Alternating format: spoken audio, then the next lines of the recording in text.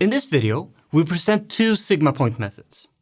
We will look at how these can be used to approximate the integrals that we need to compute in order to perform Gaussian filtering based on the moment matching principle. Specifically, we will look at the unscented transform and the cubature rule, which are perhaps the two most commonly used sigma point methods in the filtering context. The focus of this video is to present the methods and try to illustrate the approximations that are made using the example of polar measurements that we introduced in the previous video. Before we discuss the specific methods, let's review the general idea behind how sigma point methods approximate expected values. Suppose that we have a general Gaussian random vector x, which has the mean x hat and the covariance p. The general idea is that we can approximate the expected value of some nonlinear function g of x first by expressing the integral using stochastic decoupling. That is, instead of taking the integral over x as we normally do, we make a variable exchange to take the integral over psi instead. Now, psi is a simpler Gaussian random variable with zero mean and the identity matrix as its covariance. And it's related to x according to this expression here. We take the mean of x plus the square root of p times psi. As we saw in the previous video, this random variable here has the same properties as x. So mean x hat and covariance p. The key here is that instead of taking the integral over general Gaussian density, we now take the integral over this much simpler and standardized Gaussian density with zero mean and the identity matrix as a covariance, which by itself does not depend on our specific problem. To compensate for this, we'll have this linear transformation in our nonlinear function. The advantage is that we move the generalization to the nonlinear function, and we only need to take the integral over a very specific type of density. Now, it turns out that this type of expected value, or integral, can be approximated using sigma point methods. There are many sigma point methods, but in general, they all try to approximate this type of integral using n sigma points that are strategically positioned in psi. In this figure here, we see an example where psi is a two-dimensional random vector, and the circles here represent the contour of p of psi. Note that as the covariance of psi is the identity matrix, this means that the different components in psi are uncorrelated or decoupled with each other. And the contours of p of psi will always be circular and neither skewed nor slanted. So, with this simple and symmetric density, it's easier to design a clever way of selecting our sigma points and assigning them the appropriate weights. Now, each sigma point method have a different scheme for doing this. That is, the number of points used, where they should be positioned, and which weight each point should have, which gives the different sigma point methods slightly different properties. The example that we see here is how the unscented transform chooses its points.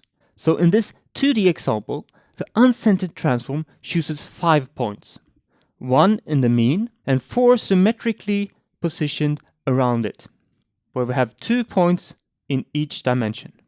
Using these points, the expected value can be approximated as this weighted sum of our sigma points translated by this equation here and then propagated through our nonlinear function, and then weighted by the weight of each individual sigma point. One way of thinking about this is that we take our sigma points in psi and then we transform them to represent sigma points in x using this mapping here. So we take a point in psi and then map it to x, and we get a new sigma point in x, which is equal to this. So we can view this as our sigma point in x instead, which are illustrated here together with a contour plot of p of x, which is our general Gaussian density. Note that the weights are still the same, so these do not change. Now the second step is that we propagate these sigma points that are now representing p of x through our nonlinear mapping g to get these sigma points in y, which is equivalent to viewing this here as our sigma points in y, that we denote like this. The last step of our sigma point method is that we simply take a weighted sum of our sigma points in y, which is our expected value, which is then an approximation of the expected value of g of x. So, using sigma point methods, we can approximate expected values of general nonlinear functions over general Gaussian densities. Now, let's look at how we can use this to do nonlinear filtering. The original intuition behind the use of sigma point methods to perform filtering is quite interesting and was introduced by the inventors of the unscented transform. They argued that it's easier to approximate a probability distribution than it is to approximate an arbitrary nonlinear function or transform. The second idea was to approximate the first two moments of the resulting probability distribution, so P of y in this case, using a sigma point method. That is, we can approximate both the expected value and the covariance of y by basically using the same method twice, like this. And here we express it in terms of sigma points in x directly, which is the more common way of expressing them. That is, we can view this approximation of the mean as an integration rule applied to compute the expected value of g of x. If we then introduce another function g tilde of x, which is this function here, then it's simply the same integration rule applied to expected value of g tilde of x, which by definition is the covariance of y.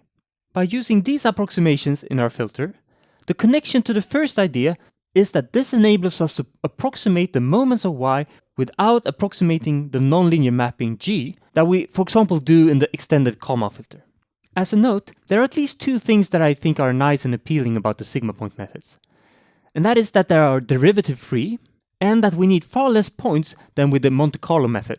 Now, we should perhaps also note that there are variants of sigma point methods where the weights used to compute the expected value and the weights that are used to compute the covariance are not the same. Now, that's not the case here, and we will assume that these are the same. We will now introduce the unscented transform, which is probably the most famous of all sigma point methods. The unscented transform was the first sigma point method used for filtering when it was first proposed in the mid-1990s, and it has been used quite extensively since then. So, here is a description of how to calculate the 2n+1 sigma points that are used in the unscented transform, where n here is the dimensionality of x. Note that we are expressing the sigma points directly in x and not in psi, as this is the more common form. However, we think it's useful to see the connection to psi as well to understand why the equations look like they do. So the 0th sigma point is placed in the mean of x, or in the origin of psi. The other two n sigma points are placed symmetrically around the mean. Now this is easiest to view in psi. So in this two-dimensional example, we place one point in the square root of n divided by 1 minus w naught and 0, and one on the opposite side in minus the square root of n over 1 minus w naught and 0, where w naught here and here is the weight of the 0th sigma point, and this is a design parameter of our choosing. We basically do the same thing in this dimension, but then the order of these are flipped. Now, to go from our sigma points in psi to sigma points in x, we simply multiply by the square root of p, and then we add the mean of x, which is x hat. And by doing so, we map this point here to this point here. Now, as these sigma points all lie on an axis, all components except one will be non-zero. So basically, each sigma point in psi will select one column of the square root of p. So, an equivalent way of describing our sigma points is like this, where we take the mean of x plus this term here, which is the distance in psi, and then we take the ith column of the square root of p.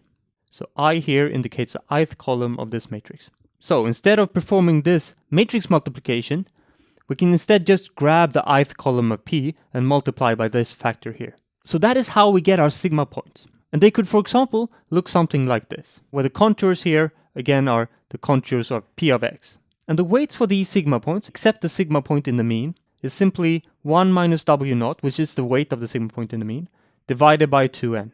So, what kind of properties does this set of sigma points have? Now, for one thing, if we sum over all the weights, wi, from 0 to 2n, we get 1. Also, if we sum over the weights times the sigma points, we get x hat. Furthermore, if we sum over all the sigma points, where we take the weight times the sigma point I minus x hat times the same thing transpose, we get p. What I want to highlight here is that, in some respect, these sigma points captures the first two moments of x. And what we then hope for is that after mapping the sigma points through our nonlinear mapping, they will reflect the mean and covariance of our output variable y as well. Now, in this version of the unscented transform, W0 is our only design parameter.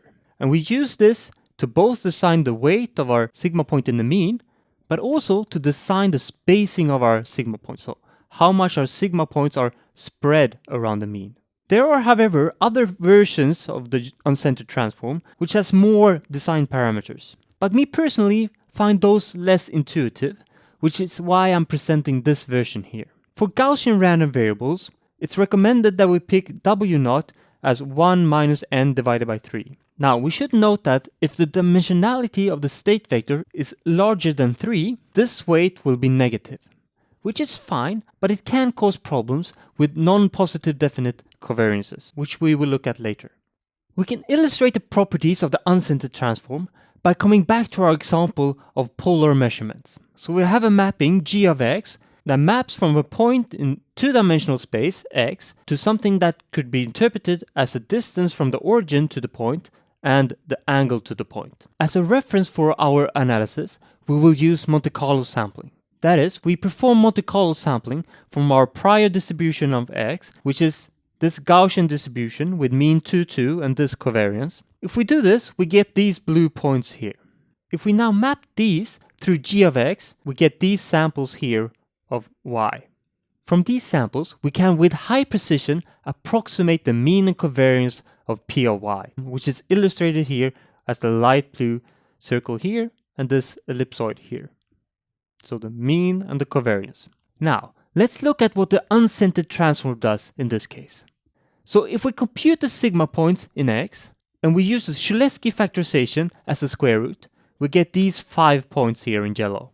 As I mentioned previously, if we use some other means of computing the square root of p, we get slightly different sigma points, but which nonetheless still captures the first 2 moments of p of x. If we now map these 5 sigma points through g of x, we get these 5 sigma points here, which marks the results of g of xi.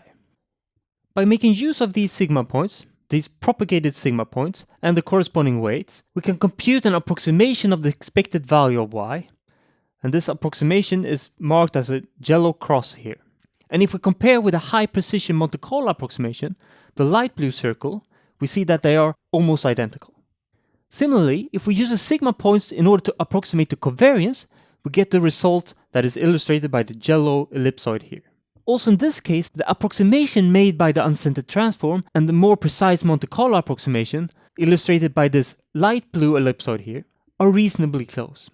The conclusion being that in this particular case, the unscented transform does a very good job of approximating the first 2 moments of p of y.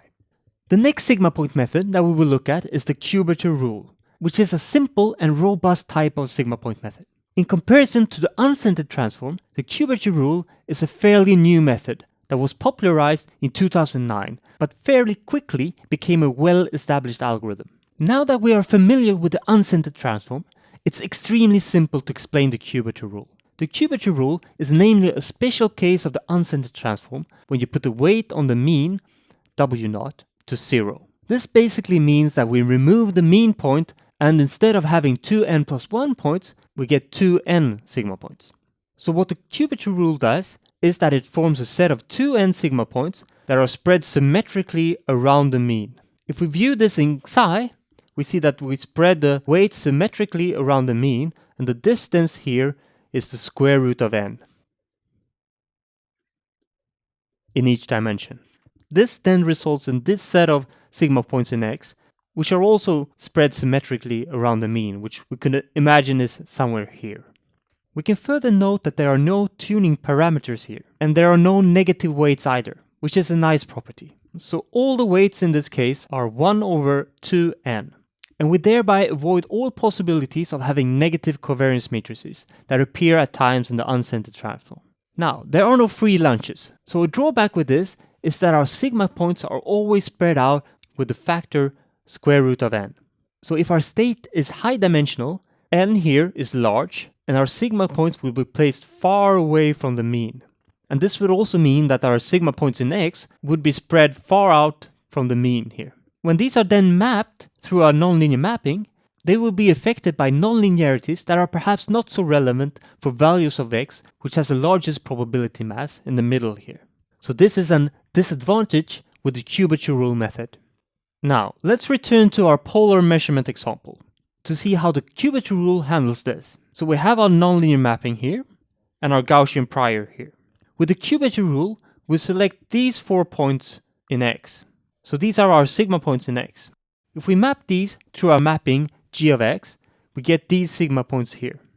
Here, here, here, and here. Now, if we use these points to approximate the mean and covariance of P of y, in much the same way as we did in the unscented transform, we get the following results, where the mean is the yellow cross here, and the covariance is the yellow ellipsoid here. As with the unscented transform, if we compare with the approximation made by the Monte Carlo method, we see that the cubature rule produces a practically identical result. So for this example, I would argue that the cubature rule actually does a better job than the unscented transform, even though it has 1 point less, but this is not a general conclusion. As a comparison, we can look at how the extended Kalman filter would approximate the same moments. As you know, the EKF is based on linearization, so we'll linearize g of x around the mean of x. This means that we will get the following approximation of y. So g evaluated at 2, 2, which is the mean of x, plus the Jacobian matrix of g evaluated at the mean, 2, 2, times x minus the mean, 2, 2. So this is the type of linearization that the extended Kalman filter does. If we use this linear model to compute the mean and the covariance of y, which we can do analytically, we get the following mean and covariance as illustrated by the yellow cross here and the yellow ellipsoid. As you can see, it's not really bad, but it's worse than the result that we got from the sigma point methods. So this result here would support the original intuition that the inventors of the unscented transform had, that it's easier to approximate the distribution than it is to approximate an arbitrary nonlinear mapping. So let's end with some concluding remarks regarding our 2 sigma point methods. Now, there are a lot of things that one can remark and point out about these methods, but here are at least some of the more important ones. To start with, the unscented transform that we presented here has a design parameter in the weight W0, which is the weight given to the sigma point representing the mean. If the prior is Gaussian, it's recommended that the weight is 1 minus n over 3. That means that when the dimensionality of the state is larger than 3, this will be negative here, which is actually not a problem in itself, but it can lead to that the approximation of the covariance of y can become negative definite. Now, if this happens, we no longer have a proper covariance matrix. Now, one can solve this by choosing another W0, such that we don't have this negative weight, or by using the cubature rule instead, which does not have this problem. Now, doing this is basically the same thing as setting W0 to 0. Another alternative that we will not discuss so much in this course is to use the square root implementation of the unscented transform that prevents you from ever getting negative eigenvalues or negative covariance matrices. Now, there are square root implementation variants of all our Gaussian filters, so square root Kalman filter, square root unscented Kalman filter, and so on. But we will not cover them in this course. We would, however, recommend that you check them out, as they are generally more numerically robust and therefore more suited for production implementations. While the cubature rule has no tuning parameters, there are unscented transform variants with even more design parameters at the cost of being less intuitive, and even less guidance of how to select these tuning parameters. As a contrast, for the cubature rule, the consequence of the simplicity of no tuning parameters is that the spread of the sigma points will increase with the dimension of the state, n. Now, this will position the sigma points further from the mean, as we see in this equation here, which is probably not an entirely good thing. Finally, we should mention that the unscented transform and the cubature rule computes the mean exactly for polynomials up to order 3. So if g of x is a polynomial of up to order 3. However, the covariance is only exact if g of x is of order 1. This is because when we compute the covariance, we basically take the expected value of g of x squared.